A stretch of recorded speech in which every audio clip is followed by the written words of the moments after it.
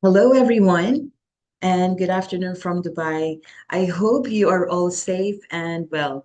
And before we begin, may I please ask can I please check if my audio is clear or if you can hear me properly? Thank you. And welcome to our 85th live webinar. My name is Kriska, and I am delighted to be here with you today, together with the TDCC training team. And we are grateful to have you joining us for another meaningful session. And today's topic is children's mental health in a digital world, helping them feel safe, regulated, and ready to learn. On behalf of TDCC, we would like to thank our 67 advocates from 8 countries who registered for this session. And to everyone joining us live here and on YouTube, thank you for taking the time to be with us today. And please allow me to acknowledge our registrants from India, Kenya, Lebanon, Oman, Pakistan, Philippines, Romania, and UAE. So wherever you are, good morning, good afternoon, and good evening.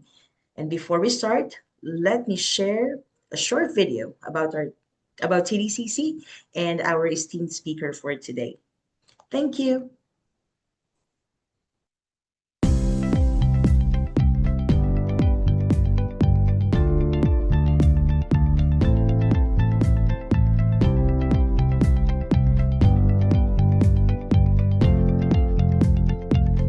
Welcome to the TDCC Community Live webinar. TDCC stands for the Developing Child Center, located in Dubai and Abu Dhabi, UAE, established in 2012. We have been providing personalized support to over 1,000 children. We have over 80 dedicated and committed experts, and we work closely with parents and schools to ensure no child is left behind. We think different, we teach different. We empower, not limit children. Labels like autism, dyslexia and ADHD are not relevant or perceived as disabilities, difficulties or disorders that limit children's abilities. We believe that brilliance needs difference. The TDCC services are available in English, French and Arabic.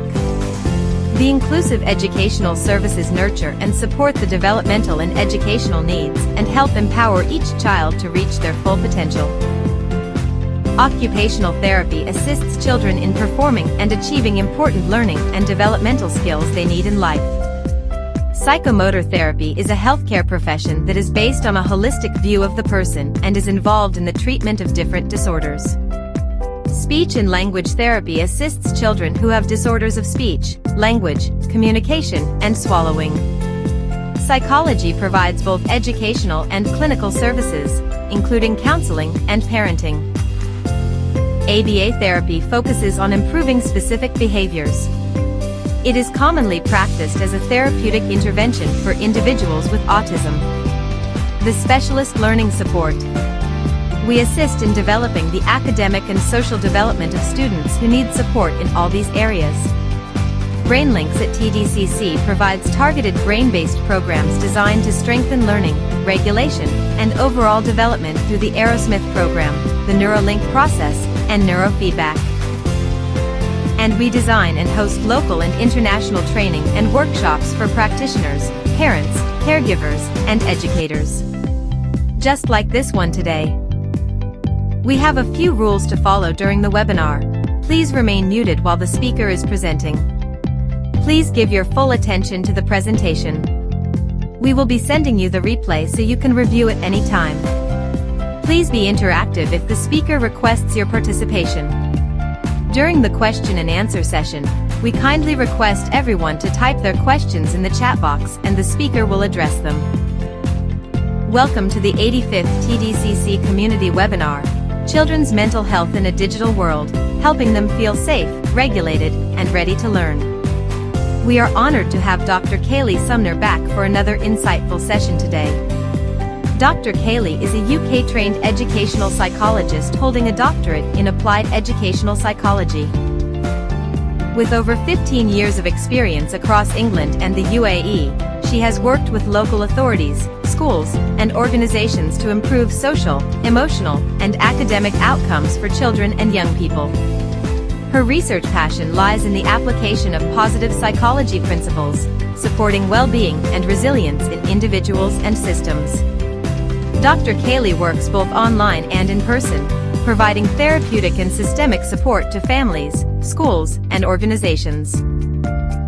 An international keynote speaker, she has presented across the UK, Dubai, France, Miami, and Bahrain, and has spoken at major conferences including Optimus Education, Outstanding Schools Middle East, ICSFP Solution Focused Practice, International School Psychology, and WIN International Conferences. Ladies and gentlemen, let's welcome Dr. Kaylee.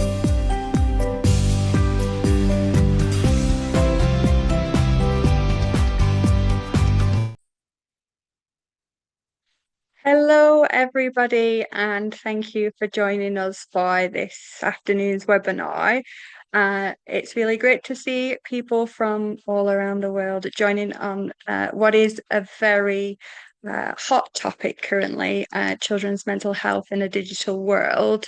And so really, I hope that you're able to leave this session feeling more informed on the current research and equipped with some practical strategies to use to support your children and young people.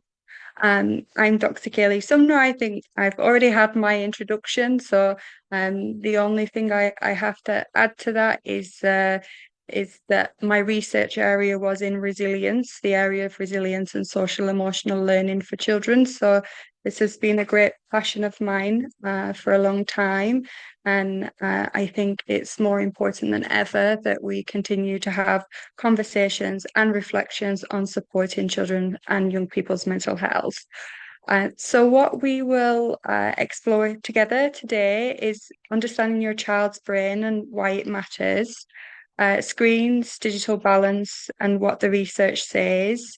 There's some reflection activities for you to have a go at, and what children need to feel safe during uncertain times, particularly, in context where there is a lot of uncertainty currently, and how neurodiversity changes screen time.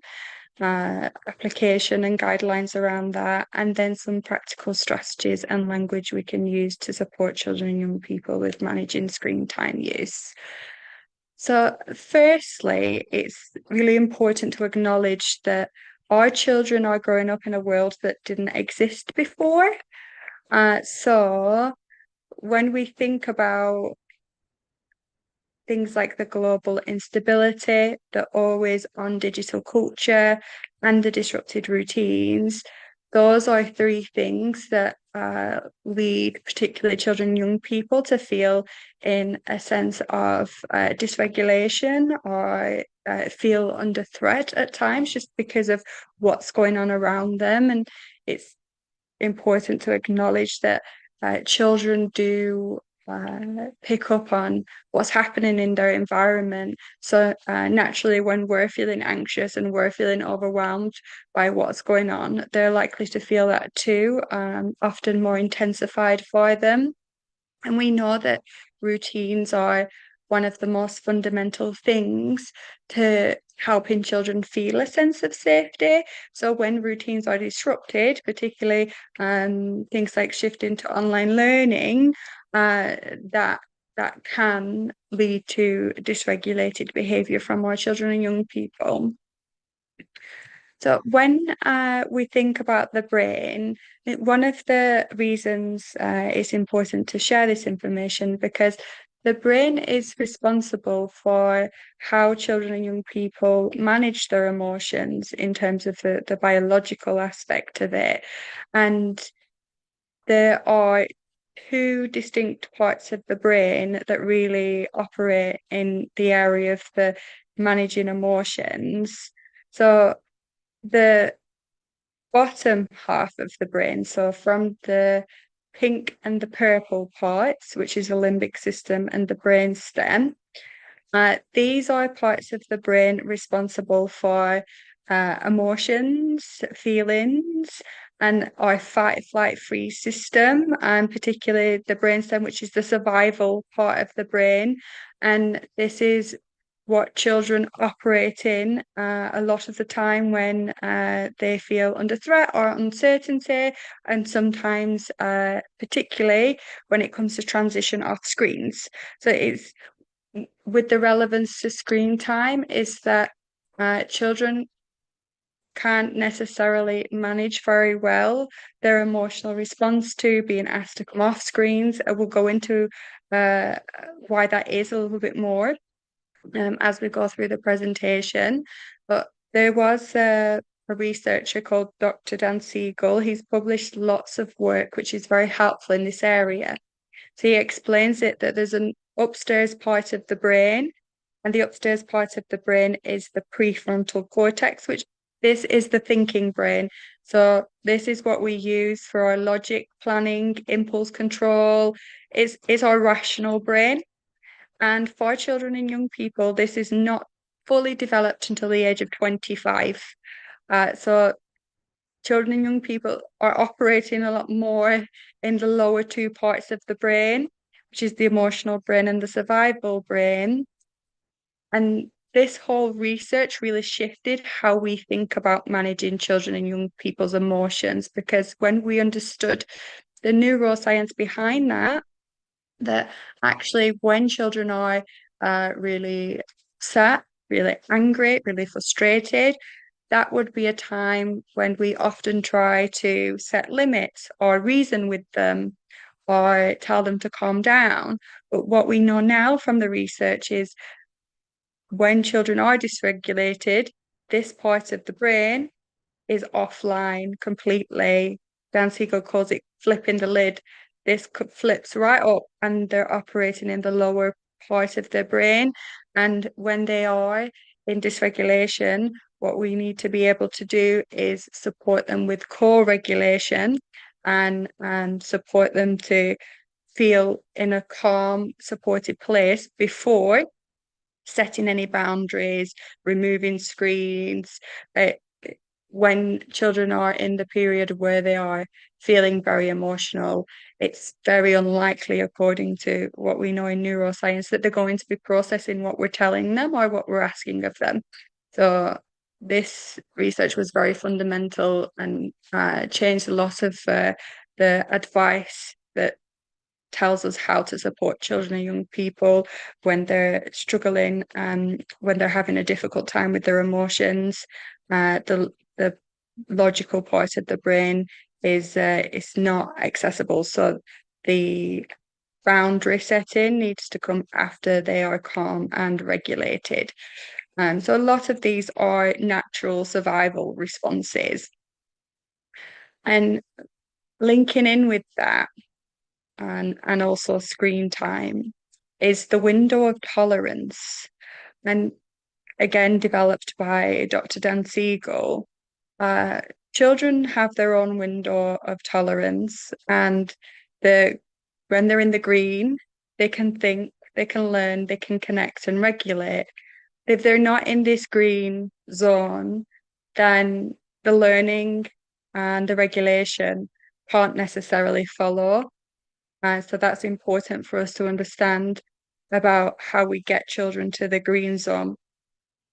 Hyperarousal is where we see panic, rage, overwhelm, hyperactivity, and meltdown. And hypoarousal is shut down, withdrawal, flatness, and disassociation. So, how does this link to screen time? Well, there's certain content that will lead children to being into hyperarousal. And often that content is fast-paced content online and excessive gaming online. It will put them into a state where they can then begin to feel some of these emotions. And then at that point, they're outside of the window of tolerance. So when they're outside of the window of tolerance, trying to transition them off the screen is going to be incredibly difficult because they've already reached hyperarousal. Whereas The opposite end of the scale, hypoarousal, is where you might see children or young people struggling to get out of bed, or very withdrawn, or not really responding to questions, staring into space a lot. And this can happen with excessive passive scrolling. And one of the things that's really important is that we notice how our children are feeling after screen time compared to before screen time, because that will tell us a lot about how it's impacted them and their mood. And a lot of it's in terms of the content that they access. So essentially, to support children with their mental health and well-being, we really need to consider how we best support them to get to their window of tolerance. And that looks different for all children. We have windows of tolerance as adults too. And when things are going on in the world or around us or personally, our window of tolerance can be narrower because we've already got many things that we're dealing with that are depleting our energetic resources. So that's one thing we see in children and young people. If there are things going on for them that are tricky, then they will have often a reduced window of tolerance. So what might seem like a very small thing to us can feel very huge to them. And that's where we'll see the flip the lid. We'll see a lot more emotional dysregulation. So what does the research say about screen time? And disclaimer, because there is a lot of conflicting information and advice around screen time. My view is there's no sort of general consensus. People have opposing views and different personal beliefs around it, and that's absolutely fine. I think one of the things I wanted to share with you is this is what some of the research tells us. So the research suggests that excessive passive screen time use is linked to reduced attention, lower regulation, and sleep disruption. And I think that's been pretty consistent narrative. And social media is linked to increased anxiety and depression, particularly in adolescent girls. So this is from the wide scale research that Hadit did. And when we think about things, particularly for adolescents, things like social comparison and the things that they will be maybe exposed to online, that would explain increased anxiety in that respect.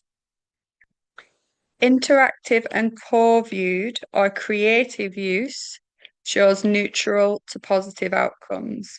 So I think that's really important information for us when we talk about screen time, because it's not actually, according to this research, about the amount of time spent on screens. It's about what is happening during the time spent on screens. And I think that's a really important distinction to make, because a lot of us, even as adults, use screens throughout the day for our work.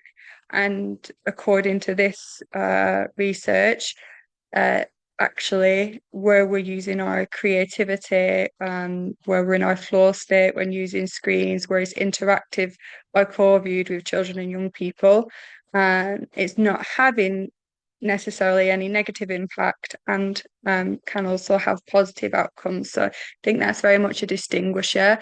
It's more about the what than the how long, although there is absolutely guidance for different age ranges in terms of how long. The biggest impact seems to be on what is being accessed in screens. And it's important to note that even policy is at times struggling to keep up with the rapid development of technology and how fast things are moving, to know the potential harms that our children and young people could be exposed to through the development of things like AI, access to social media, unfiltered content. And that's something that has been an ongoing challenge from a societal point of view. And it's very difficult. It's very difficult to manage from a parent perspective, but to be informed on some of the things that can influence positively or negatively is certainly a helpful start. So screens before bed, this has been an ongoing pretty much clear cut message from government guidelines and research that screens before bed do delay the onset of sleep. And, naturally, it's going to keep the brain more active. It's going to be harder to switch off. And particularly for adolescents who might then see something before bed on a screen that influences the mood. So that's pretty consistent across the board. So what does this look like at home? So sometimes children seem fine on a screen, but then explode when it's removed. Teenager up till 2 a.m. on their phone, not choosing to, but feeling unable to stop. A young child soothed by co-viewing when they're overwhelmed. And the child who is fine on screens, but emotionally unavailable for the rest of the evening. So one of the things to consider is when threat and screen overload meet. So when we talk about threat, it's not necessarily an objective threat that's immediately in our environment. We can have psychological threats, particularly children and young people, where they might be very physically safe. Actually, psychologically, if they have things that are happening in their environment that feel scary, then they can go into a threat response and their body will show signs of hypervigilance. So when we talk about hypervigilance, it's being more jumpy and being on high alert, looking around, scanning the room. And that's because they're not feeling in a relaxed and regulated state.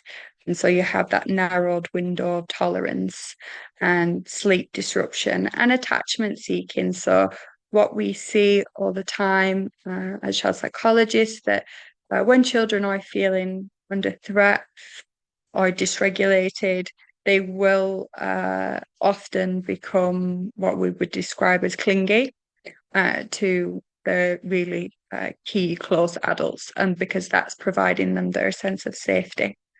And so with unguided screen time use, we can see dopamine spikes and reduced attention and reduced movement.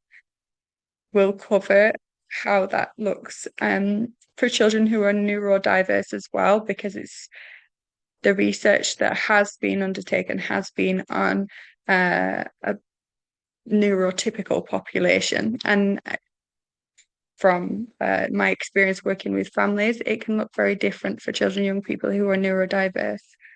So ADHD in the digital world, and what do parents need to know?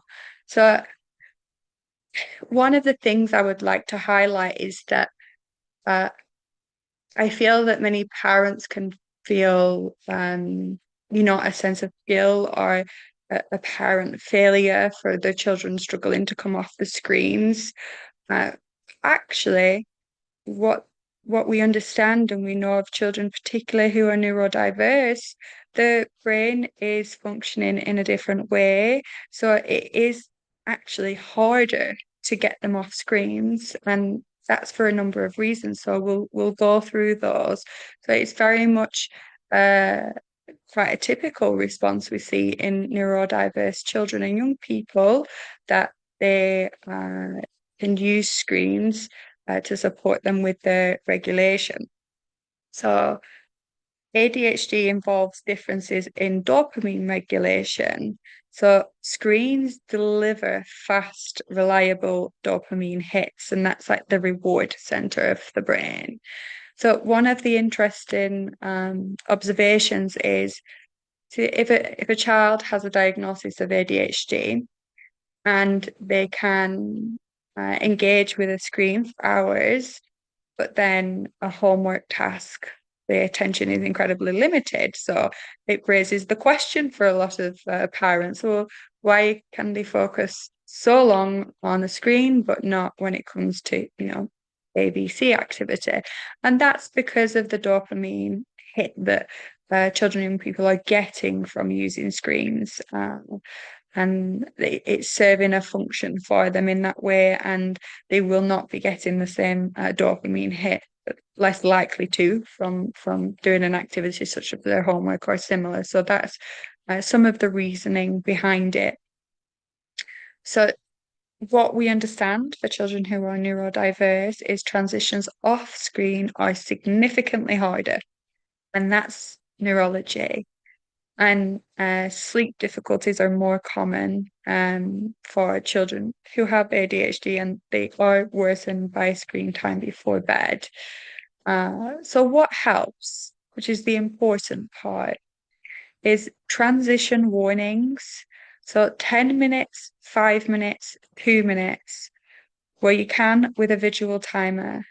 This really can make a difference to children and young people that they have in advance. They know what to expect and when to come off their screen.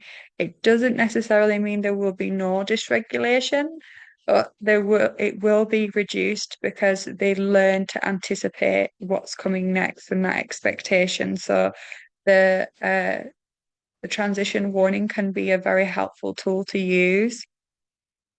And a co-regulation transition. So if we think that when we're removing a device or a screen from a child or a young person, that they're likely to be dysregulated, and then we leave the room, then they're going to stay in that state, and it's going to become really difficult for them and potentially isolating. So us staying around after that transition can be a comforter to support them to move back to the rational thinking part of the brain, and begin to feel calm again. So yeah, predictable routines rather than spontaneous access or removal. And this one is a tricky one to navigate, I understand. But we do find where there is set screen time hours for children and young people, they are more able to manage that because they know when it's coming next and what to expect. And movement before and after screen time, of course, for children with ADHD is very important. And channel the hyper focus into a creative or educational content. I think because they will be hyper focused when it comes to screen time. So how can that be used in a positive way for them? And similarly with autism in a digital world, screens offer predictability, control, low social demand. So for autistic children, social interactions can be incredibly draining and in incredibly difficult at times and overwhelming. So screens provide, in a way, that respite for them. So there isn't so much demand on them socially in that moment when they're engaging with screen time. And so that's some of the reasons why it really is some specialist interest often for children who are on the autistic spectrum. And special interest via screen time may be deeply meaningful, but not escapism. So sensory sensitivities make some content regulating and other content overwhelming. And social media's unspoken rules and sudden changes can be especially confusing for children and young people. Transitions off screen, especially when routines are disrupted, and can trigger significant distress, which we know and we are aware of. And what helps in these situations where children are really engaged in the screen time, but it's seeming that it's excessive, or we can see that it's impacting their mood. Particularly for children with autism, understand the function the screen serves, regulation, connection, or a specialist interest, because it is serving some function for them. And if we can replace that with something off screen, it's going to be more of a motivator to support that transition. Predictable visual schedules, which we know for neurodiverse children are really helpful.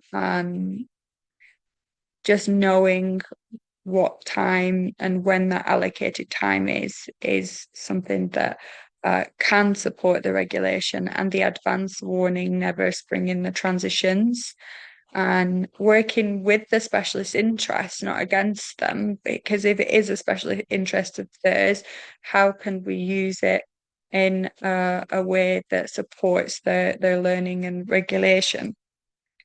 But one of the key questions to ask, or the thing that you can be observing, is this content regulating or dysregulating for my child? And that's a key observation and indicator that you be able to observe during their screen interactions. So again, standard screen time guidelines were not created based on neurodiverse population. So that's something to consider. There are different challenges for parents, and it's not easy to transition off the screen. And it often is a specialist interest for them. So these are, key considerations within the research. So one of the things that we know is crucial for children and young people's mental health is indicated by our mental health and how we support children and young people with regulation. Because as I say, if the rational thinking part of the brain isn't fully developed until they're 25 years old, then actually what we know is children and young people aren't born knowing how to regulate themselves and their emotions. And that's something that's really key in how we respond to them. Because probably, a lot of you here, even though we grew up in a very different time when it comes to the digital world, but actually, this research we've found, over the last decade or so, wasn't available historically. So a lot of us weren't necessarily taught how to manage our mental health and our well-being and our emotions growing up. Some people might have been, and that's fantastic. But sometimes we're bringing our own experiences into the world and our understanding of it. So one of the things is to be definitely compassionate with yourself and take care of yourself, because that's a priority for supporting children and young people. We our own states and our own moods massively influence that.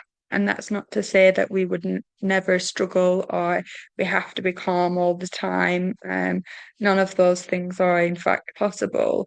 But having an awareness of when we're really heightened and when we're really anxious, that more than likely our children will be feeling and picking up on that. And awareness of that is helpful to know, because then when we see changes in behaviors, we know some of the reason in why behind that. So the Healthy Mind Platter was developed by Dr. Dan Siegel, and this was about the 7 factors that we need to have a positive state of mental health, essentially. So disclaimer, again, with a lot of research, this is an ideal scenario, and we can't always and we don't always live in the ideal. So you wouldn't necessarily have equal amounts of in each area of under the framework. So it's important to know that some of us will have areas where we're not really doing very much of it, and we might be overflowing in other areas. And it just depends on the context of our lives, the systems we're in, our support network, etc. So I'm not sure if it is possible to have all 7 full at the same time. in the world as it exists, but certainly having awareness of these, where we're at with them, and thinking about balancing them is really helpful. So these are the areas of the 7 parts. So focus time, and that's time for creating, reading, learning, connection, family, friends, nature. And I think as a psychologist, I probably couldn't stress enough the importance of connection. That that is one of the areas where other parts are lacking. If the connection part is strong, then we can overcome a lot. That builds our resilience, having a strong social network, positive connections, people that we can rely on, people that we can trust, people that we can confide in. That's in the work that I do, one of the most fundamental things. And we see it with children and young people as well, when they really struggle and making friendships and developing peer relationships, and they struggle developing those connections. It can be really challenging for them. Sleep, of course, is always a fundamental one. When we're not having enough sleep, we can expect that we will feel more anxious, more on edge. So when we don't have enough sleep, we have to remember that our window of tolerance, it's reduced. It will be significantly reduced with that adequate amount of sleep. So we can often feel more irritable. Movement, as we know, great for overall physical health and well-being as well, because it's helping us to produce endorphins and positive chemicals in our brain that supports us to build resiliency skills for the things that we deal with through life. Playtime. So there's a lot of research around this. We often think that play is just something that happens during childhood, but as adults, if we're in a state of play, that can bring us so much joy, and it's a great stress reliever. And that will look different for different people, but it's having fun and playing games, doing imaginative things, and that's almost something we do so much when we're around children and young people, because they are often in a state of play, but it's actually really good for adults too. I think a lot of the time we have to put a mask on and be very serious, and because of the different duties, responsibilities, and roles we have, but factoring some time into what that looks like for you is foundational for mental health. Downtime, of course, and again, looks different for everybody. Somebody might find their downtime is listening to their favorite music. Somebody else might just prefer to have a quiet time, quiet spot on the beach or a walk. So it's always what is specific to you, what feels good for you. Because what feels good for one person might not be the same for another, but as an overall guidance, something that makes you feel relaxed. And time in, so mindfulness and journaling, and that's what that's referring to, is being able to tune in into the present moment. And I understand some people absolutely love mindfulness. Some people feel it's not for them. They would really struggle to sit still and focus for half an hour in a meditation. And so, again, it's individual. I think there's a very powerful concept within mindfulness, is that when we're talking about mental health, if we think about things like anxiety happens when we're thinking far into the future and we're worrying about something, and that brings on anxiety. Sometimes we're coming up with scenarios that likely will never happen, but that's anxiety in our brain creating those and thinking. And then sometimes when we're low mood, feeling more in a sense of depression, that can often be because we're living in a state of the past, things that have happened previously, those pains and wounds and how they impact us.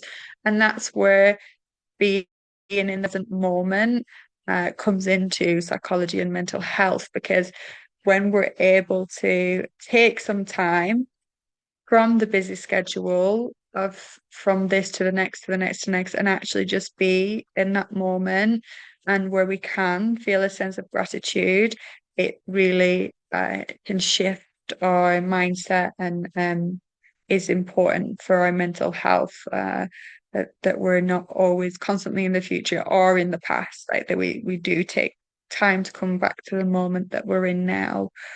So I just wanted really to share this with you, so that you could reflect on, what do your windows look like for each of these areas? Where might it be less? Where might you be completely full? And maybe you're happy with where all the windows are for you. Um, and if not, where could you take time, or think about incorporating some of these in, uh, even if it's not daily, weekly, into your routine, to foster positive mental health and resilience. I think the reason I started with the disclaimer, because when we think of some of these things like sleep, and you're a very busy parent and you're managing a lot of things and your children aren't sleeping through the night, like that's something that therefore is out of your control. Sometimes some of the things are out of our control, but we might think where we have a good social network, the connection part, maybe we can get some support with that. So it will never look, from my experience, equal in all areas. It's pretty, I think it would be a challenge to do, but where we can consider filling some of those up can be helpful. And what I find from working with parents is often the parts of the windows that are smaller and lacking is similar for children as it is for their parents. So safety is not the absence of threat, it's the presence of connection. And so that's something that comes up time and time again through my work with children and young people, because as parents, what happens is if something is going on in the world or something really tricky has happened, we tend to conceal it or hide it because we want to shelter and protect children and young people. But what we understand, certainly as child psychologists, is that when children feel informed in a developmentally appropriate way, that often brings them a sense of safety. So psychological safety isn't necessarily about there isn't something difficult that's happening. It's knowing something difficult is happening, but knowing that you're supported with that. And that's the key difference, knowing that you have an adult to go to that will listen and that you can ask questions to. Those are the indicators of psychological safety. That even if there is a sense of threat in the environment, you can still feel psychologically safe as a child or a young person if you have those supportive factors. And safety is feeling calm in their body, and they need that sense of safety before they can learn. It's foundational, and this is why there's so much focus on well-being in schools and social emotional learning in schools, because what we understand from the research is that if children do not feel psychologically safe in their bodies, then learning doesn't take place. That's the number one foundational thing that must happen for us to learn. And if we think of ourselves, when we're in a highly anxious state and really worried about something, we're not actually absorbing the information around us. We're not fully taking things in, and we miss things because we're in that survival part of the brain. And that's the same for children and young people. So your nervous system is your child's first regulator. We've touched upon it's not a skill that children are born with, they develop it, they learn it just in the same way we have to. only we have a lot more knowledge in this area than we had, previously. But this is something that is good to be aware of, because when we're having a really tricky time, often our children absolutely are aware of that and are absorbing some of those feelings as well, because they're close and connected to you. So when we can respond in a position of calm, a child's nervous system can find its way back to safety. And I'd really like to highlight, because I know this message is put out there a lot when it comes to supporting children and young people's mental health. And I really might like to make it very clear that it's really not possible to be calm all the time or respond in a calm way. That's an unhelpful target to try and hit. What's important is that we understand how our emotions impact children and young people, that we validate the emotions that children and young people feel, and where we can, if we feel like our lid has flipped and we just need to take some deep breaths and a minute before responding, so the message is relayed better, then that's helpful. That's very helpful for supporting the regulation. And people have their own things in their own context they're managing. And it's impossible to be calm all the time. That's not a human state. But where we can do that, and when we can do that, and when we have an awareness of that, and then that's helpful. There's a lot of work by John Gottman that talks about the repairing of relationships, and this is fundamental for trust between children and people and their parents, because sometimes we get things wrong, and that's okay. But being open and honest about that, and maybe coming back to it and, actually, I didn't really handle that very well, and I was stressed about something, and I'm sorry, that is fundamentally important. Those conversations are what we call the repair of relationships. And that helps children and young people also. It's modeling to them how we manage stress and difficult situations. Raising children in an international context adds unique layers for families. Things like, for children, particularly in the UAE, there's lots of transitions of friendships.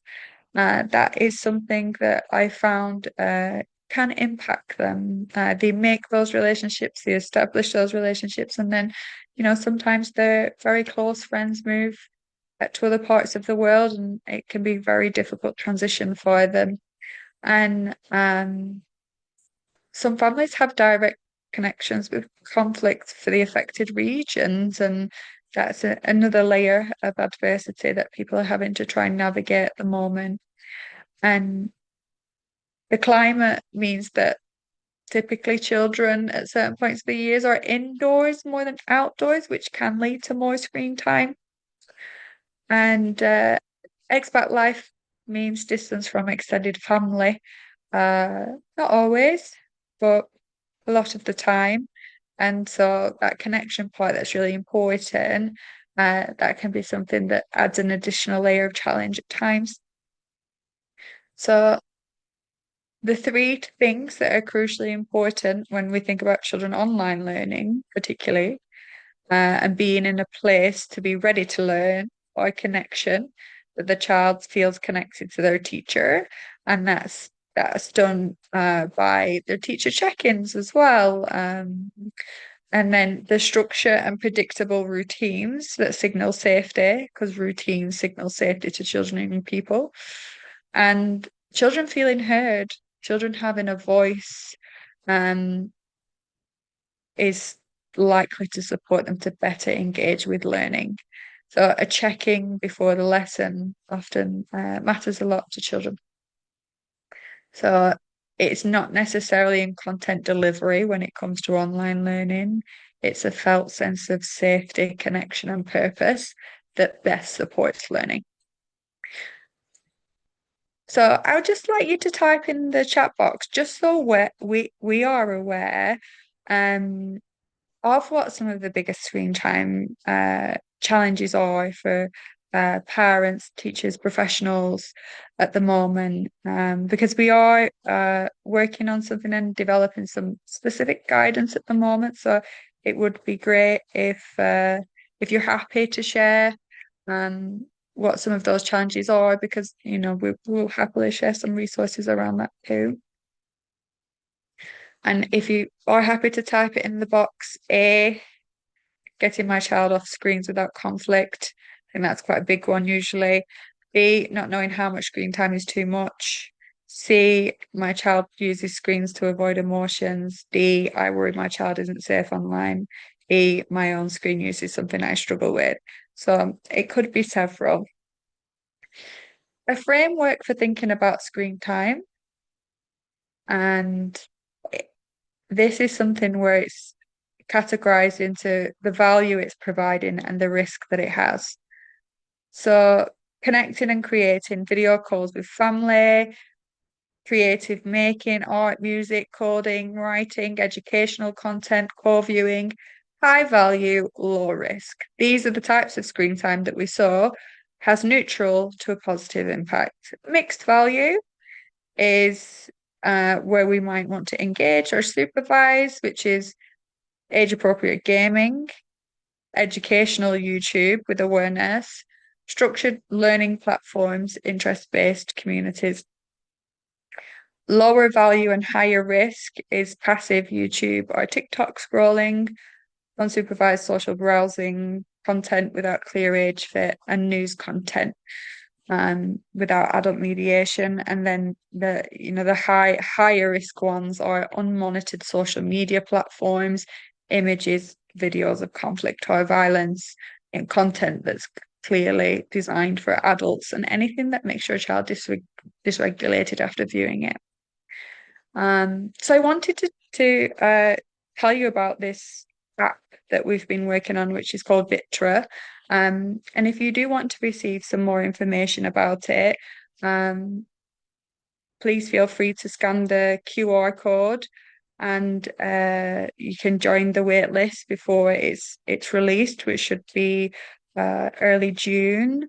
But it's going to be a platform that considers also neurodiversity in screen time use. A lot of the information and guidance focus solely on parental controls, but we really wanted to factor in the education aspect for children, put in the pre-warning aspects for children, and consider neurodiversity within that guidance as well. So that's been something that has been worked on for a significant amount of time, gathering the latest research. So if it is something you wanted to know more about, then drop us a message through the QR, and we'll be happy to send you some more information once it's launched. Also, if there's features that you think would be helpful, please feel free to share those too. And screen time by age, what does it look like? 2 to 5 years, limit passive solo screen time use, co-view as much as possible, definitely no screens 1 hour before sleep, prioritize imaginative play, movement, screens as a shared experience. And that's for children in the early years where their brain develops most rapidly between the ages of 0 to 5. 6 to 12, the guidelines from the World Health Organization, there may be different guidelines out there, is 1 to 2 hours recreational use is reasonable guide. I'd say it's not going to be the same for all children, but it's more about the type of content than the amount, as we understand. Prioritize interactive over passive, and build clear, predictable transitions. Talk about what they're watching. And adolescents, 13 to 18, is quality, context, and timing, knowing what platforms your teens use, but it transitions from being supervised, and this is something we're hoping to work on with the app, is to actually helping adolescents have skills to make good digital choices. And we want them to be able to independently critically think and know where there might be things that are harmful, and know how to respond and deal to those. So it's different with adolescents because that over monitoring is something that's seen then. For often they will go into a behavior where they withdraw and don't open up. So it's very, very important. We have open conversations with them, trying to approach it from a non-judgmental standpoint, but help them to build the skills to start independently decision making and finding your anchor. So in uncertain times, we all need something to hold on to when the waves get too big. Just a reflection time to you to think about what is it that anchors your body, what is it that anchors your connection, and what is one screen-free thing that restores you. And it looks different for everybody. So finally, just wanted to tell you about some social emotional learning books that we are releasing, which will be looking at supporting children through transition, loss, grief. So this could be things like separation of parents, divorce, the death of a loved one, the loss of a really close friend who's moved away. One of the things that I find in my practice is it's really, really very difficult for adults to have these conversations with children and knowing what the right thing to say is. And I'm really wanting to support their well-being in that process. So this series of books, they're psychologically informed, but it's very much about exploring those concepts in a very child-friendly way and supporting them through that, through the use of stories. So if you're interested in knowing more about the PIP series, let us know. We can send you some information on that. And I cover lots of different topics as well, like neurodiversity and also like social emotional learning in the classroom. So there'll be different series coming out, but we wanted to start with grief, loss, separation, because we know those are the really tricky ones to navigate. And yeah, just some things that you could potentially take away from this is naming children's emotions when we see that they're dysregulated is what helps them to stay regulated, regulating ourselves, building a screen time rhythm, so predictable times where we can. Ritual is often more powerful than restriction, and entering their digital world where we're able to understand more about the things they're accessing and protect the time before bed to prioritize sleep.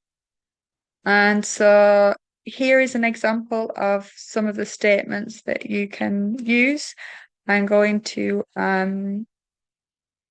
just leave it on the screen for a couple of moments if you wanted to take a picture.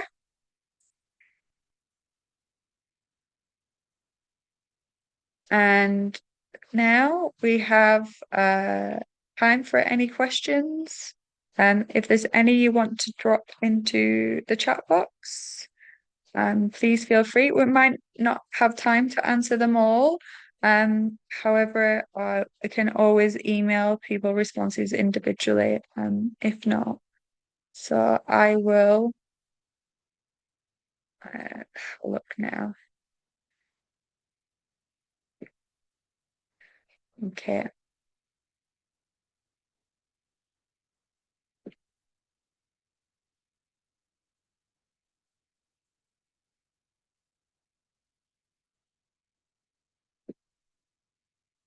And no question is a silly question at all. So if there is anything, and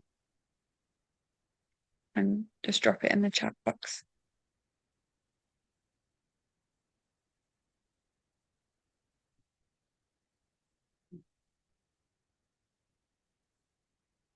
I think Dr. Keely, they don't have any questions, but definitely they can Okay, send their questions to your sure, sure. email, our email. Yeah. Okay, that's great. Well, thank you very much, everybody, and wishing you a lovely afternoon. Take care. Okay, well, thank you so much again, Dr. Kaylee, for that very informative session. Thank you so much. And thank you, of course, everyone for joining us here today and, of course, on our YouTube live stream. And we will be sending you the replay, of course, and please stay tuned for our TDCC announcement, including the next webinar schedule. Thank you so much, and I hope you have a lovely weekend, everyone. Bye. Bye.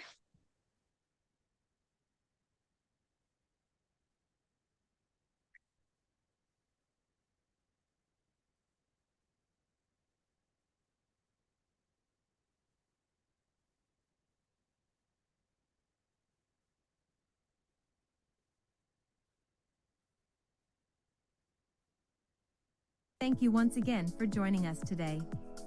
Before we conclude, we would also like to take a moment to share some of the services, programs, and upcoming initiatives available at the Developing Child Center. Upcoming webinar series. As part of our continued commitment to raising awareness, promoting education, supporting child development, and empowering families, TDCC continues to present insightful webinar topics led by expert speakers and practitioners. Our core educational programs. Beyond our webinars, TDCC also offers a range of educational and therapeutic programs designed to meet the unique needs of every child. Early Intervention Program. Our Early Intervention Program in Abu Dhabi supports young children in building essential developmental, communication, social, and learning skills during the most important early years of growth. Intensive Educational Program. In Dubai, our intensive educational program provides structured and individualized support for children who need focused intervention to strengthen their learning, behavior, and school readiness skills. The program offers Early Intervention Program, School Readiness Program and Life Skills Program guided by our multidisciplinary team. Psychology and Family Support Services. At TDCC, we also understand the importance of emotional well-being, behavior, and family guidance in a child's overall development. Psychology Services. Our psychology services help children and families better understand emotions, behavior, development, and mental well-being through professional guidance and support. Educational Psychology. Our educational psychology services help identify learning needs, cognitive strengths, and challenges so children can be better supported in school and beyond. Parenting Services. Through our parenting services, we empower families with practical strategies, guidance, and support to help them confidently navigate their child's developmental journey. Counseling for children, teens, and adults. We also offer counseling for children, teens, and adults, providing a safe and supportive space to work through emotional, behavioral, social, and life challenges at every stage. Social, emotional, and behavioral assessments. Our social, emotional, and behavioral assessments help identify the emotional and behavioral factors affecting a child's daily functioning, relationships, and success at home or in school. Comprehensive assessments. To better understand each child's individual needs, TDCC also offers a range of specialized assessments. Multidisciplinary assessments. Our multidisciplinary assessments bring together different specialists to provide a holistic understanding of a child's strengths, needs, and developmental profile. Developmental assessments. Our developmental assessments help identify a child's progress across key areas such as communication, motor skills, social skills, and learning. Dyslexia assessment. This assessment helps identify signs of dyslexia and provides valuable insight into a child's reading, spelling, and language-based learning needs. Speech and language therapy assessment. Our speech and language therapy assessment looks at a child's communication abilities, including understanding, speaking, listening, social communication, and speech clarity. Occupational therapy assessments. Our occupational therapy assessments help identify challenges related to sensory processing, motor skills, attention, coordination, and everyday independence. Sleep Assessment and Intervention Program. This program helps identify sleep-related challenges and provides practical strategies to support healthier sleep routines and better daily functioning. Psychomotor therapy. Psychomotor therapy supports the connection between movement, emotions, behavior, and learning. Through guided activities, it helps children strengthen body awareness, coordination, emotional regulation, confidence, and overall participation in everyday life. Speech, language, and communication support. Communication plays a vital role in every child's confidence, learning, and connection with others. That is why TDCC offers a range of services to support speech, language, and communication development. Speech and language therapy.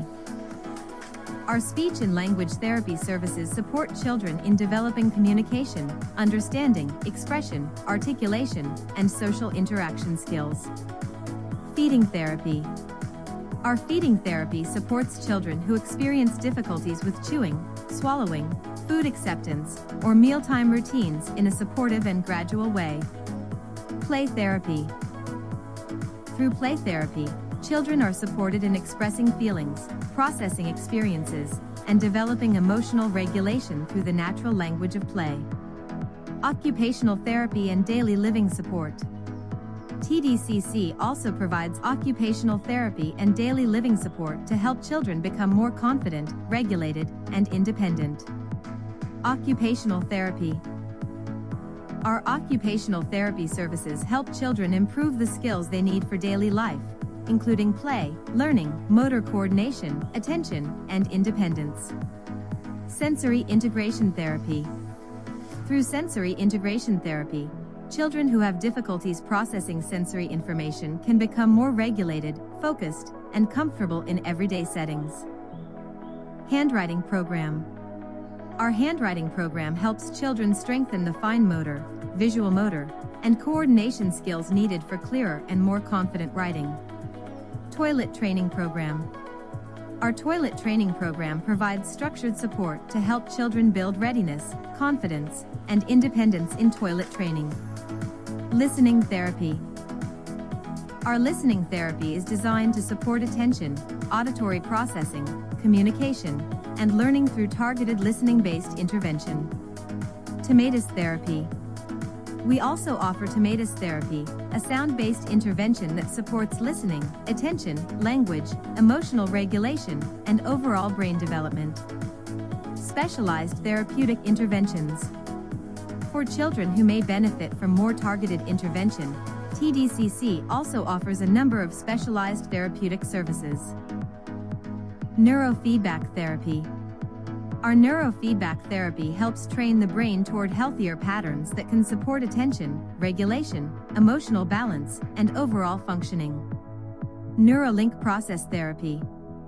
Our Neuralink process therapy supports brain-body connections that can positively influence regulation, learning, attention, and emotional development. ABA therapy.